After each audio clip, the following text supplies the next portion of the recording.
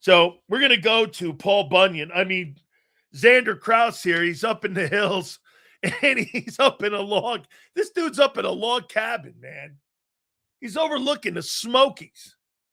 I'm sure he's got like a moose gun up there too or something. I don't know. Do you fish up there? See, Xander's like me, man. I could live in a tree hut. If I never saw my neighbor to the left and I never saw my neighbor to the right, it'd be the greatest place for me. Like I could live in the woods.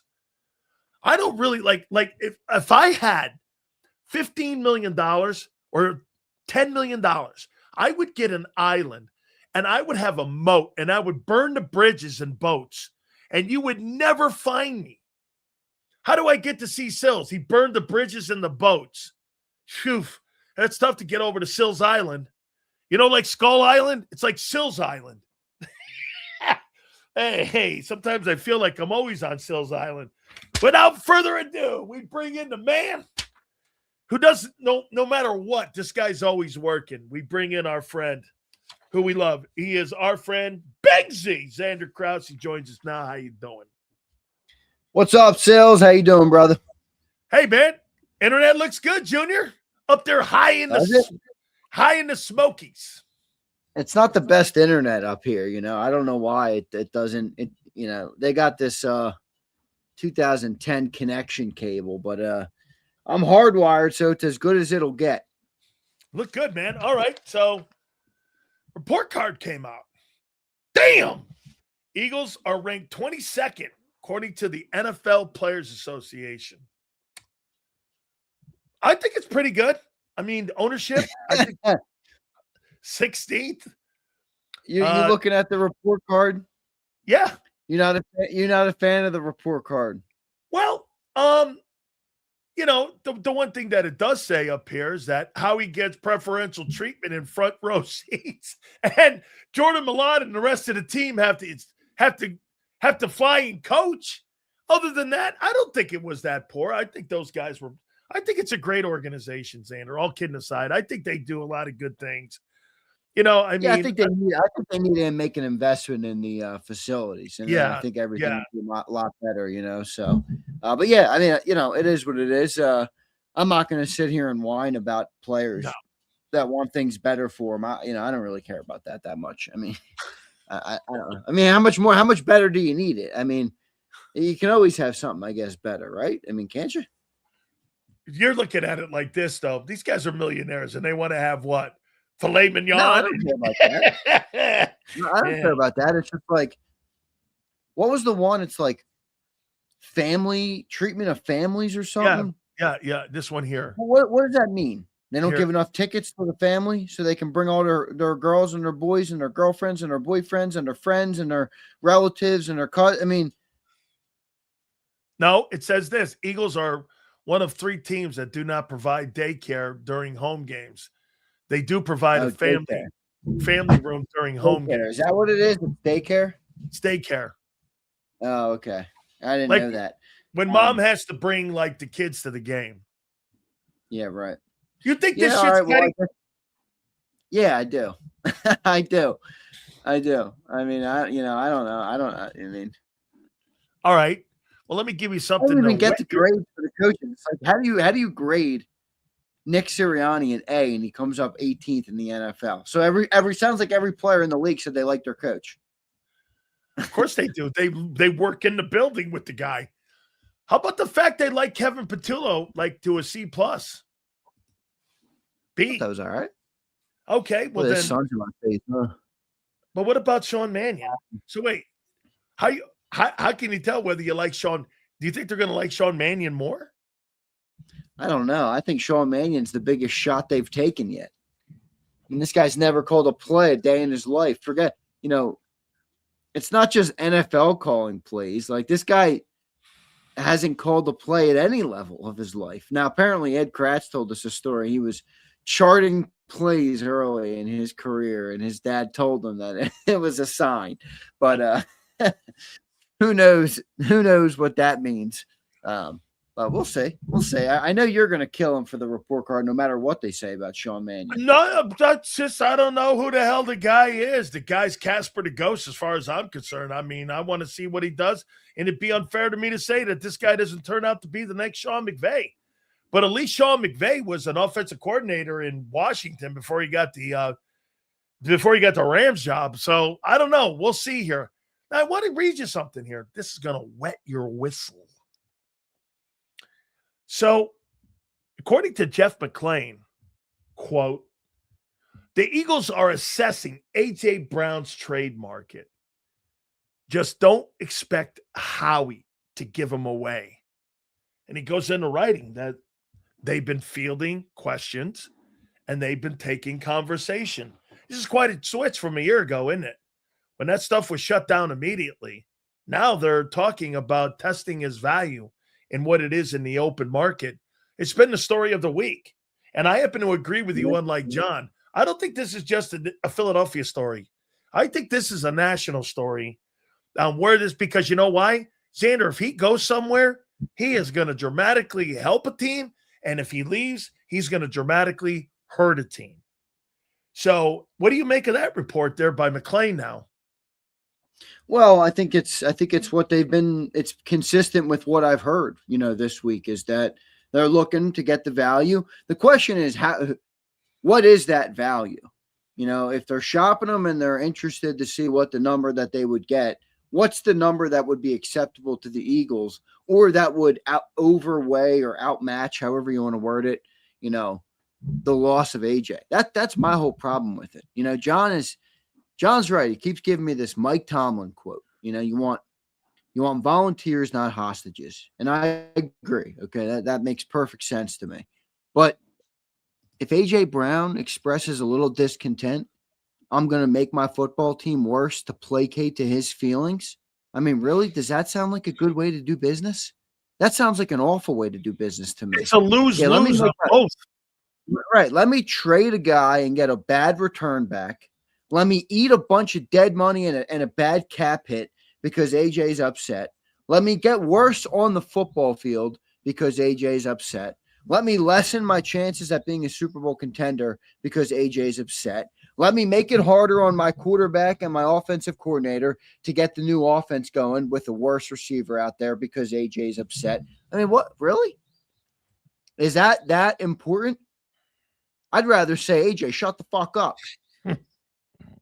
Now, maybe that creates a problem. But my question is that problem bigger than the problem I just listed? I mean, I'll take the latter all day long. Agreed.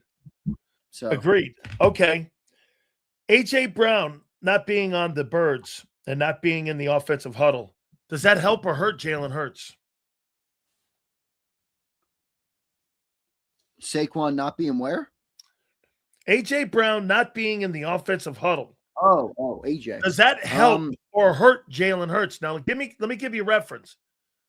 You guys this week, earlier in the week, said that JSN became a better player. And Seattle won a Super Bowl without DK Metcalf. Josh Allen got rid of Stephon Diggs. He won an MVP. Patrick Mahomes got rid of Tyreek Hill. They went to 3 Super Bowls and won 2. Would it help Jalen develop more if he had to see the game more and he had to rely more on his ability more?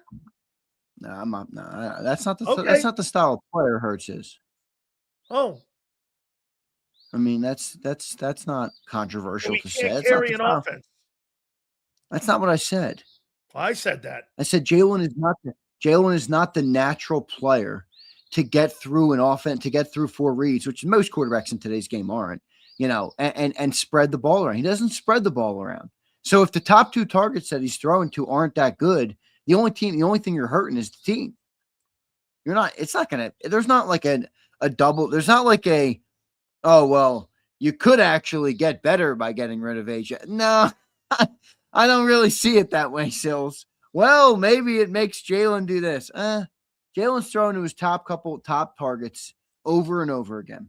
That'll be true this year in the Mannion offense. So why would you make that target worse? I saw Allen and Seattle and Mahomes get better when they lost their primary targets. Yeah, but they're I saw different them get styles of better. I saw them quarterbacks. get better as players. They're different styles of quarterbacks. Okay. All right. So, meaning what? That Jalen is what? More reliant on what? Having players in the huddle No, around him? Jalen just doesn't. He's not a throw the ball to 5 guys type of receiver or a quarterback. Okay. That's okay. Wait. I don't care because But we've isn't that won at the such a offense? high level. But wait, that's the offense they want now. They want to spread it around. No, I'm we don't confused. know that. I'm confused. You're guessing that. I'm confused on what they want to do then. Well, me too. Welcome to the club. Okay. The water is fine over here. No, Who I knows get what it. they want to do. But I don't. My whole point is, I don't think you just. Jalen is Jalen. Build around Jalen. Jalen is not going to become somebody that's not Jalen. That's a great So point. you have Jalen. He's your quarterback. If he's going to throw the ball to 3 guys, and the best way you can help him is give him the best 3 guys, then give him the best 3 guys. Don't take away one of them and say, well, you should have used 4. That's stupid. I don't care. That's one of Jalen's. I don't even call it a limitation. That's just his game. He's a athletic quarterback who's been able to rely on himself and his legs as target number 3 and 4 for most of his life. So he doesn't get from 1 to 5 as quick as most do. Again, I'll remind you, not many quarterbacks can, so I'm not looking to get that out of him. I'm looking to make the targets he does throw to as good as humanly possible. Now, I guess if the point, I see people in the chat, well, AJ's a cancer. If the cancer is that bad, then I don't believe that. I don't either. I think he whines. I don't think that's a cancer. Whining and being a cancer are 2 different things. I'm a whiner. I agree. Okay. I agree. Yeah, I'll say. I'm a whiner. Okay. But there's a difference between being a whiner and cancer, right? I agree. That's why I'm not really sitting up here like AJ whined. Please get rid of him. I'm done with it. I'm not done with it. Our team went on historic success when AJ Brown showed up. You can say what you want about the whining and the moaning. All right. There's never been a receiver acquired by the Philadelphia Eagles by way of trade, by way of draft, by way of free agency that has ever come here and been a part of a team that produced as much success as AJ Brown. Now, he's not the only reason for it, but he's a part of it.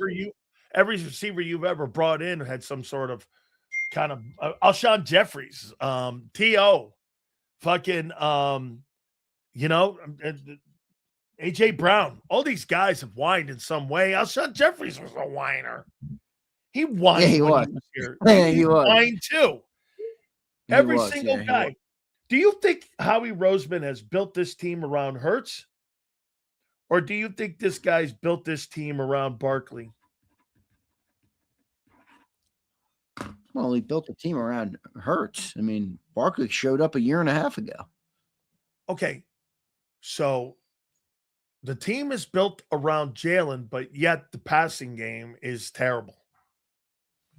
So he built it around his running attack and running ability, correct? They acquired AJ Brown before Saquon. They drafted Landon Dickerson and Cam Jurgens. It's disingenuous to say. Okay, well then how about this? I'll take that back. Do you think they built the team around a running attack or Jalen Hurts? Well, they are definitely more focused on the run game, and that's even pre-Saquon.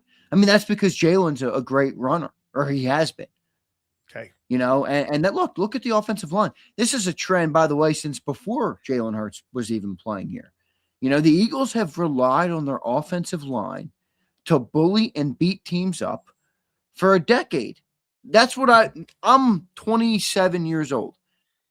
My adult life, Eagle football has been offensive line beating teams up. We always have a great offensive line. With that, most of the time has come a great run game. Even players like Miles Sanders, who when he left Philly, I like Miles. I don't mean to criticize him, and he's going to catch a stray here, but he didn't really amount to a lot. I mean, he didn't really do a whole lot when he left Philly. You know, he had a great offensive line. He had a good team around him, and that's how we played. DeAndre Swift, I always thought DeAndre Swift was a great player, but same thing. He had a pretty damn productive season in Philly behind the O-line. Saquon Barkley, obviously, with the skill set he has, was able to take it an even step further, and the offensive line played even better, with Saquon. So, they're a running team. They're a run-first team. They have been for a little bit now, and it's certainly true with Jalen at the helm. I mean, Jalen's a great dual threat quarterback. Part of his number one skill set early in his career was what? It was the playmaking. And It wasn't the throwing the ball. Yeah, I mean, that's what he's gotten better at. But it's never been the number one skill set. So they're a running team, and Saquon accentuated that. And maybe you could make an argument last year was built, to try and duplicate what Saquon did. But now it seems to be the first big indication that that's not the way they're going, but there also is a chance that is the way they're going. Me and John's been saying that, like, yeah, this might be all to fix the run game. So we'll see. Okay. Let's play with me here. Play with me here, Zeke. God bless you, man. What will DeVonta Smith look like as the Eagles' new number one? You're going to get me in trouble on this Friday. Not a huge fan of it. I think DeVonta Smith's an amazing football player. One of the more talented receivers in the game when it comes to hands, body control, being able to jump and get the football, athleticism. I don't know if this is a word, but what's the right word for this? Like, useful athleticism. And what I mean by that is, like, some people have athleticism, but they can't convert it into game-changing plays. DeVonta has athleticism where he's on the sideline and can reach his left hand out and grab it with his fingers and make the catch. I don't know what the right word for that is. But all of his skill sets is what it is. He maximizes every single bit of his skill set and what he does in the route running, his hands, his work on the sidelines. By the way, he is a fabulous sideline receiver. Is he a number one in the NFL? Okay. I watched him when he was a number one, and I watched him. I'm an Alabama fan. He won a Heisman. Now, college football is a lot different. More in space. I'll say this to you. If they bring Goddard back, I think you have to have a great tight end if you're going to make him a number one. Because you have to have somebody across the middle of the seam to threaten that and to utilize that ability of his. If you don't have a great tight end, or you don't have a tight end offense, so to speak, I think that hurts him, and I don't think he can carry a football team like, say, a JSN. I don't believe he could be that. But if you had somebody in there and an effective run game, play action, and a tight end that catches 60, 70 passes, and a running back that's around 12 to 1,300 yards, Smith's a number one. But if those things all don't play into a factor, I think it's empty calories out there, and I don't think he can do it. See, I think my problem here is the Eagles' offense. It's actually not DeVonta. Because I can close my eyes here as I look out at the Smoky Mountains, and I can envision DeVonta Smith running routes and catching passes in an offense that is built to throw the football 35 times a game. And I could see him being a one. In Philly, though, we just talked about how Jalen doesn't spread the ball and you want the top targets to be the best. When you have a sparse amount of targets already, I mean, AJ had 100 targets last year. It was down 50%. He had 158 in his peak in 22 or 23. He had 100 targets last year, AJ. Think about that drop off. I know that's when you have that spark, is that the best setup you have? I don't know if it is or not. I mean, I like DeVonta, so it's hard for me to say no, but I also look and I'm like, he's with the wrong quarterback. I don't know. It's not shade. Jamar Chase would not be good in this offense. He's not going to sit downfield blocking. He's not. Okay? He's not. You know what would be great in this offense? DK Metcalf. Well, the old offense, whatever they're going to do now, I don't know. But the old offense, DK Metcalf, those physical guys, you know what I mean? Like you put DeVonta Smith in Kansas City's offense, he's a 1,400 yard guy. He is. Okay. Plus, remember something about Andy Reid. What's the most important thing in an Andy Reid offense? Since you were in Philly, Zander, what is the number one thing that Andy Reid always relies on? Tight end play. Well, tight end, that's for sure. Next to the offensive line, yeah. Offensive line and tight end play in the passing game. He had tight ends in Philly. He had tight ends in Philly, and he has Travis Kelce in Kansas City. The one thing that I'm starting to really think, even as I've become a Nick Sirianni defender, it's not a good fit with Jalen Hurts. Not from a personality, not from a. He's made it work. Just from a. And that's what I don't mean. I mean strictly football play. Correct. I mean strictly putting Jalen Hurts on the field and getting the most out of the player. That's what I mean. It has nothing to. I'm not talking about the relationship. I'm not talking about the team building. I'm talking about coaching up the player. Yes. To play the best quarterbacking he can be, I think is not a great fit with Nick Sirianni. I think, like you just said, Andy Reid. What do you think Andy Reid would be able to do with Jalen Hurts? He would trade him. No, I don't think so. I do, because that's not his skill set. Maybe a quarterback. That's not really true. Bro, he dealt with Favre, and he dealt with. Dude, Andy can coach. Andy can coach a lot of. Can coach, I think, any style. Okay, he coached Alex Smith. He coached Brett Favre. He coached Donovan McNabb, and he's coached Patrick Mahomes. Can you tell me anybody that's remotely close to Jalen Hurts? Well, Donovan, 24 years. I mean, Donovan early. Donovan early. Right. Vic. Michael Vick. There was success. That's a good pull up. Yeah, Vic was electric when he was in Philly. I loved watching Vic in Philly. He was my favorite quarterback to watch in Philly. That's who I had the most fun watching as growing up was Michael Vick. 100%. Like not even close. I freaking loved watching Michael Vick. Andy he was fun as shit to watch. So maybe so, because that's what I mean. I don't think Jalen would limit Andy. I think he would just call a different offense. I think he would design the offense differently. But I think he would accentuate the talent of, maybe not. I mean, Andy's only won with Mahomes. Some people say that's a knock on Andy. Some people just say that's what you need to win, to be when you're a great coach. Belichick needed Brady, so I don't know. It's a tough one. We'll see, though. I guess we won't see, but I just think that maybe Nick is not the perfect fit in order to get the most out of Jalen Hurts, the quarterback. That's all.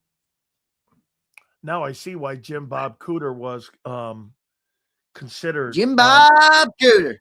He was the offensive quality. Watch this. He was the offensive quality control coach in Kansas City when Sirianni was the wide receiver coach, and Brian Daboll was the OC. I didn't realize that. That's the connection with Brian Daboll and Nick Sirianni.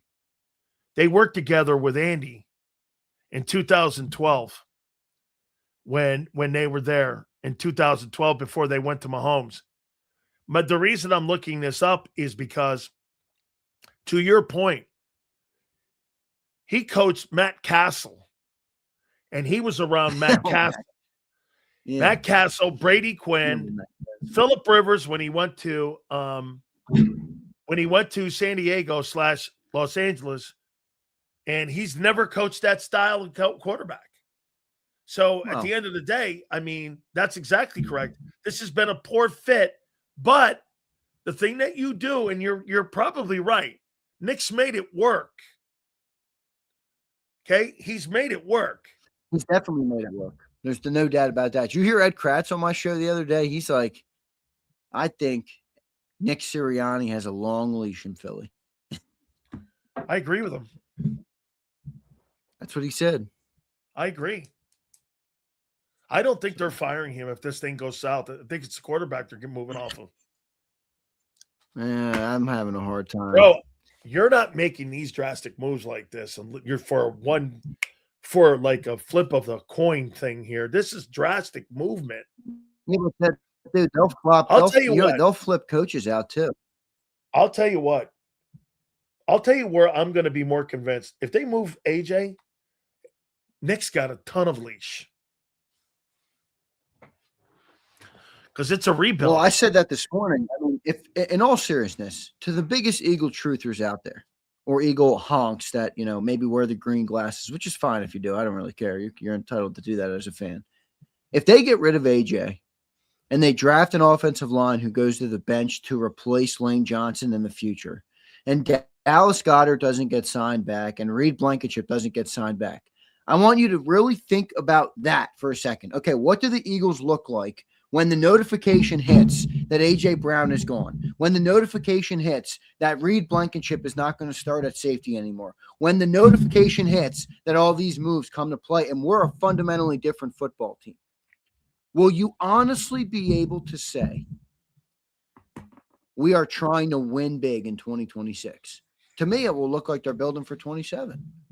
And 28. Yeah. Yeah. Yeah. I mean, and you, by the way, you brought that to my attention because you're like, boy, I know you want to know lineman, but you want a luxury pick right now? Yeah.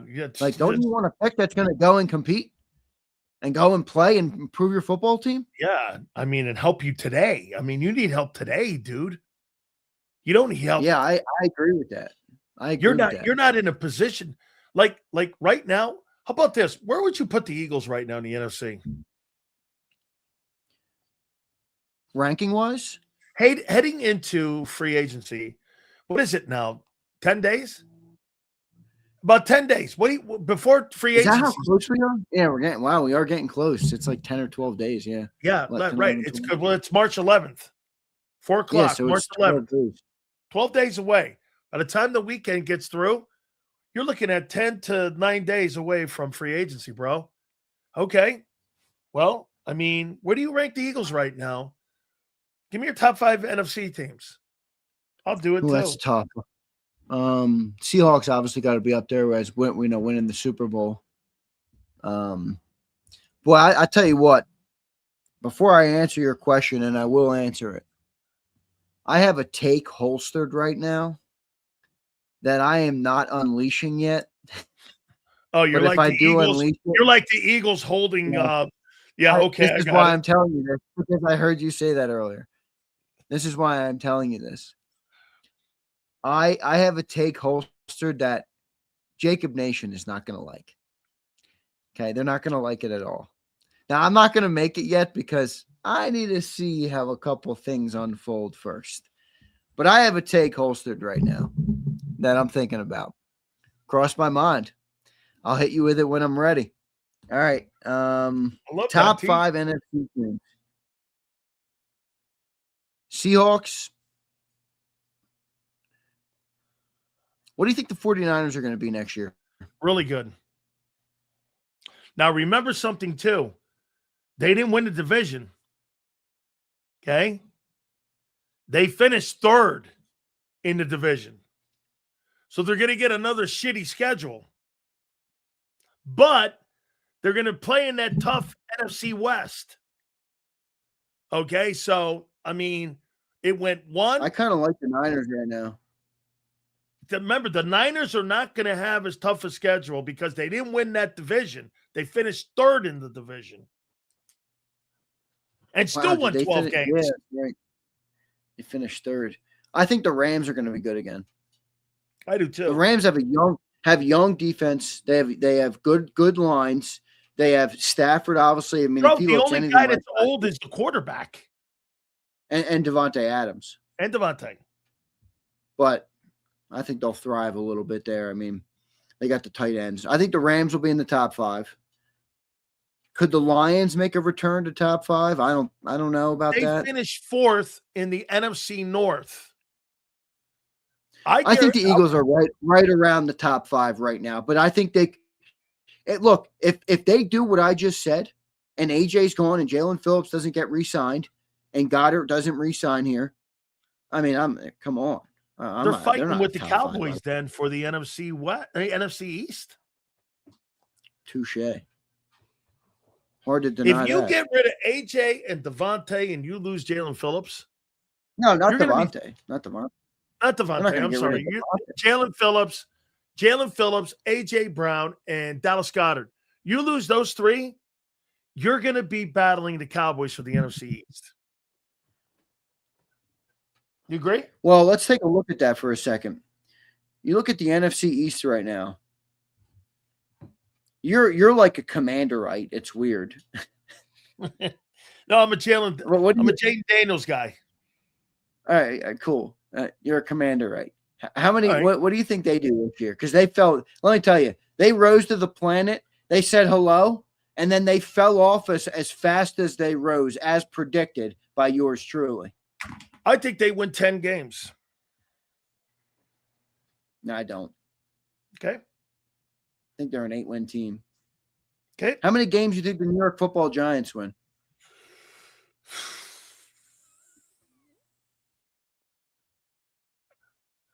I'm here, Kenneth Walker to New York. I could see it. Be a good tandem with Scatterbo. Kenneth Walker to New York, I heard. I heard, by the way, Mike Evans today to San Francisco. I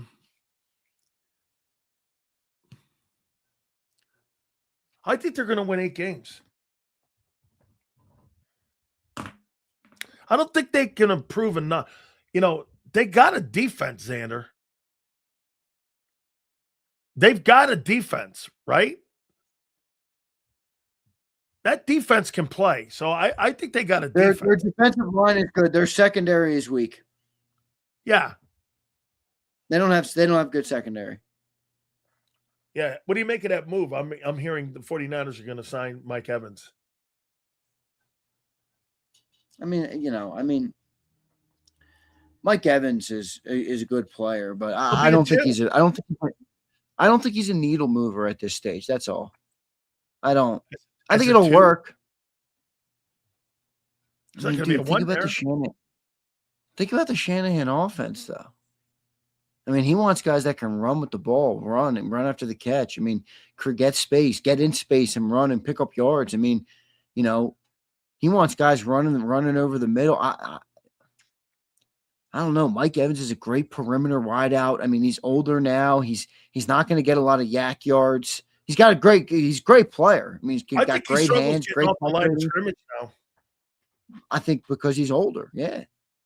I think you're going to see that with AJ a little too. I mean, when you're not one of the naturally fastest players and speed is not a strength of yours and route running, which I don't think that's entirely true for Mike, but AJ's not the most polished route runner out there. When you age, it gets a little tougher. You know, you got to be able to run. Like, why is Devontae Adams so good at 32 still? Because, dude, that guy can run a crisp-ass route. I mean, he was one of the best route runners in the game in his prime. So, I don't know. I'm curious to see how that goes with AJ. Remember, when you're a 4.3 guy when you're younger and you get a little older and you're running 4.5s, you're still one of the fastest guys in the league. You know what I'm saying? Like, Tyreek Hill's going to have problems because of his injury and what he had. What do you make of the Cowboys? How many wins do you think the Cowboys have? Well, I think the Cowboys are the biggest wild card at this point. You know, I think if they return with that offense, which they just officially tagged George Pickens, which means he's going to wear a Cowboy uniform this year, by hook or by crook. He's going to wear a Cowboy uniform. Their whole offensive line returns. Dak Prescott returns. CeeDee Lamb returns. Ferguson's under contract. You know, I think is Javonte Williams back for them? Yep, he signed a contract with them this past weekend. Now I also get a lot. You know, I have a Cowboy buddy who always texts me. He does great stuff. Cowboy Beat. I grew up with him. I don't know if anybody knows who that is. He makes good content. Chris, he texted me today actually, and he sent me this link. You know, of a report that, according to Clarence Hill of All City Dallas, really good. The Cowboys are highly interested in Nakobe Dean. Now, if you look at that defense, their linebackers were trash last year. They tried to get Logan Wilson. Overshown was good, but couldn't play. It didn't play the whole year. If you put Nakobe Dean as their Mike instead of the stiff Logan Wilson they traded for, and you put Overshown at the will, and you got that defensive line with those 3 defensive tackles. That Overshown. I mean, God. And Nakobe Dean can play. And when does Nakobe Dean thrive? When he got 2 good guys in front of him. Yeah. When he's got good defensive tackles in front of him. If he goes to Dallas, I'm telling you right now, he will be a player in Dallas. So I don't know. I mean, their cornerback situation's not great. Their safety situation's not great, but if they make some good moves this summer, they could be a team. I know people don't like hearing that, but I think they could be back to 12-win Dallas. How about this? Would that be a stake in the heart if Nakobe goes to Dallas and becomes a Pro Bowler? I don't think it'd be a stake in the heart. I'll predict that now where Nakobe goes. He's a Pro Bowl player. I think Nakobe Dean's a Pro Bowl talent. I don't think he's going to be limited by where he goes or where he plays. I think he's a Pro Bowl talent. I'm a big fan of Nakobe Dean. I'm a fan of his game. I'm a fan of him as a player, as a person, from what I've heard and what I've seen as a leader. And I mean, if you think about that, their best spot in Dallas right now is the tackles. That is legitimately what has made Nakobe Dean a career. I mean, he played behind Jordan Davis and Jalen Carter at Georgia. Obviously, the same here in Philly. I mean, if they got Christian Parker who knows how to use them. Watched how Vic used them. I mean, if they're blitzing with Nakobe Dean as the Mike, shit, man, they might be in Philly territory. They don't even need a great edge rusher. You bring up a great point here, and I brought this up to you, and I should have went deeper into it.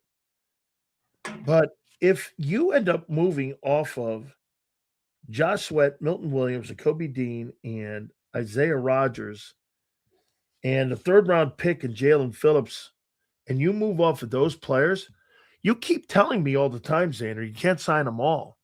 But can you let them all walk away? I mean, you're letting a lot of guys walk away. I agree. That's why I said, I mean, it feels like we're teetering right now. Like, the top of the top is the Super Bowl teams. Like, we were here for a while. We were up in this ballpark. It feels like after last season, we're like in the middle again. Not down here. We're in the middle. Yeah. And like, if we make the right decisions, I think we can push ourselves right back to here. But if we make the wrong decisions, I mean, I don't think the Eagles are going to be dude, if they get rid of, if AJ Brown's gone, Phillips isn't signed. See, I'm sorry. I just can't buy this. Like, I can't believe that Jeffrey Lurie would sell on 26. That doesn't add up to me. I don't see that. I don't see that at all. So, but if they did do that, man, that'd be hard. I'd have a hard time picking them to be second in the East. I think the Cowboys. The thing stopping me with the Giants is Dart. I'm not huge on Dart, dude. I watched more of his tape because I'm like, am I wrong? Let me make sure I, before I talk about Dart, I want to make sure I watch some more of him. I just don't think he's good. I went and rewatched the first 4 games before he got injured and missed a little bit of time or whenever it was, or the games where he came back. He had a lot of shit, a lot of plays that were not plays you build a career on. Can I give you a word? It was like watching chaos football. Yeah, right. And you can't rely on that. No, it's like chaos. I mean, he's running up the sidelines, getting fucking blasted. He's not really like confident in the pocket. He makes plays. He's a tough kid. He's an enormous kid. I didn't realize how big he was when he was at Ole Miss. But he's a big dude. So I kind of got it, but it's too chaotic. It's just, there's a lot of chaos in his game.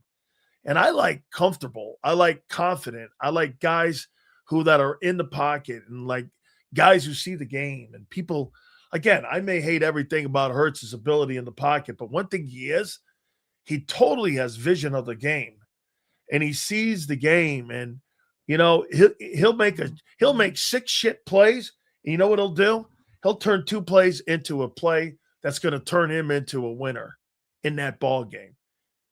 Roethlisberger kind of played a little bit like that. Roethlisberger was a little over the board, but he made 4 plays in a game that would win ball games. The guy never lost and had a losing season and won a couple Super Bowls. So, I mean, there was a lot of chaos to his game, but yeah, I mean, you can chaos. It's not the chaos I don't like. It's that I don't see the other stuff. It's that chaos seems like the only thing I see, which is, I mean, he's a great improviser. He is. I mean, he's good scrambling, but you watch him from the pocket, I don't think he's much of a threat. I think the Cowboys can win 11 games. I think it all depends what they do with the defense. If they don't do much on the defense, then they're not going to be that great. I mean, Christian Parker is only a coach. I mean, he can only do so much. Yeah, the guy's not going to be a magician. I want to bring something to your attention here. By the way, Mike Nort's going to join us at the bottom of the hour. So Todd Bowles this week in Indianapolis was saying this when asked a question by Rick Stroud, who covers the team and is a Hall of Fame voter. And Rick asked him the question about Josh Grizzard and said this: one of the reasons that our defense was not very good this year is because I had to spend most of my time with the offense, in-game play calling, because we started losing confidence in Josh Grizzard. And by the way, for the record, all of you, I'm not buying this. I think it's an excuse machine. However, he said that took away from my focus on the defensive side of the football. And basically, this week, the entire organization, Jason Light, the GM, and the head coach, blamed Josh Grizzard on why the team sputtered. I happen to think it was injury and not as good of a roster as people think it is. That Wait a second. The whole organization is blaming Josh Grizzard? Yes. You know what I hate in life? You know what I hate in life? I hate a failure to take accountability. Boy, and you know what? I blasted Todd Bowles the other day in the morning because I said that fucking coach cannot admit when he was asked the question directly about his defense, he couldn't say this, Zander. My defense stunk. He blamed it on Grizzard. I mean, that's stupid. You know, say what you want about Sirianni. Sirianni gets to the end of the year, fires his buddy coach and says, yeah, the coaching staff's on me. I mean, have some accountability. You had a shit season. You're going to blame the offensive coordinator that you fired? For your defense. Which, by the way, who was, you know, the offense was the reason you were winning games earlier in the year. That's a joke. Sounds like a bunch of cupcakes in that building. Is nobody there telling them? The Eagles didn't believe it. Oh, God. The Eagles didn't believe it. I hope good. The Eagles shouldn't believe it. I wouldn't believe any of that shit. You know, it's true. All these teams lie. They all lie. They all lie to make themselves look good. That's all they do. I could not believe it. All week long, Zander, they were blaming Josh Grizzard for Todd Bowles' defense. And I said, okay, we're going to find out here who's right.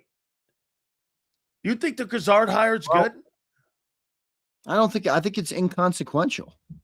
Okay. He's the pass game coordinator. I mean, you know, Parks Frazier was a pass game coordinator. Who was the pass game coordinator when Kellen Moore was here? Who was the pass game coordinator when Shane Steichen was here? Do you even remember? Does anybody even know? I don't. That's not to say that it doesn't matter at all, but it's not it's not like, oh, we hired Josh Grizzard and Tampa Bay thinks he's the reason that the whole ship went on fire. Come on, that's a load of shit. I'm not buying that for a single second. I couldn't believe it. All right, so as next week starts, did you come? You must be ripping them down in Tampa. I did. I killed them. I'm like, that's a lame ass excuse for you not taking accountability for your own failures. Why can't you just say, my defense? Get this. When asked about his defense, he goes, it wasn't the problem. I'm like, bro, your defense stunk. You couldn't cover a cold. You were another team, kind of a little bit like the Eagles. In September, it was Liars Month but they were worse in the back end. They were completely worse. After this full week of all the AJ stuff, has the Zander Krause meter moved in any way? Here it is. Here's the Zander Krause meter. Did it go this way? Yeah. AJ's gone, or did it go this way? He's staying. I am torn on this, man.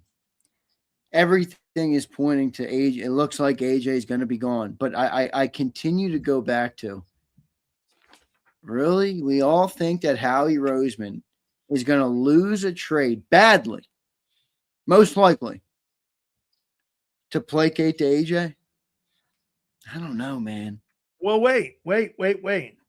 Does Howie play the short game or the long game in how he builds a team? Well, that's why I said, are they building for 26 or not? I mean, if you ship AJ off, you're not trying to compete in 26, are you? In his eyes, how could we? Oh, let's do the math here. You're going to get rid of AJ Brown.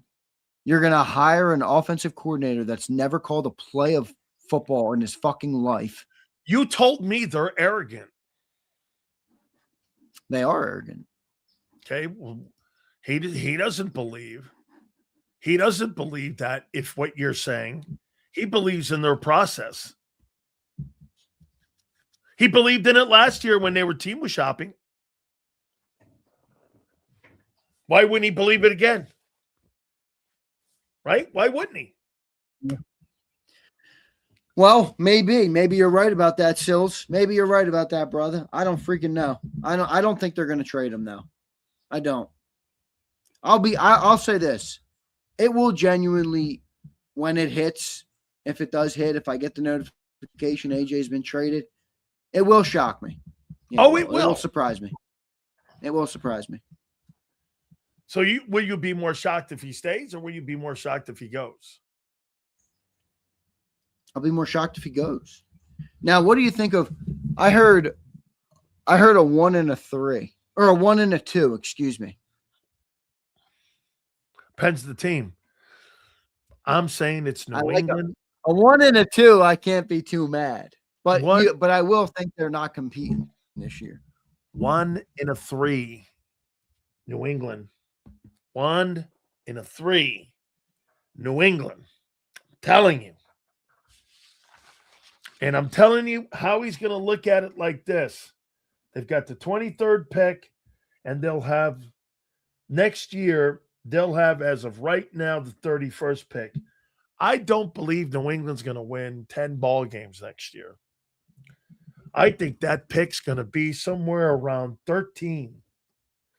So depending on what you do, if you do have a step back year, you might have the 15th and 13th pick in the NFL draft next year. The 15th and the 13th pick.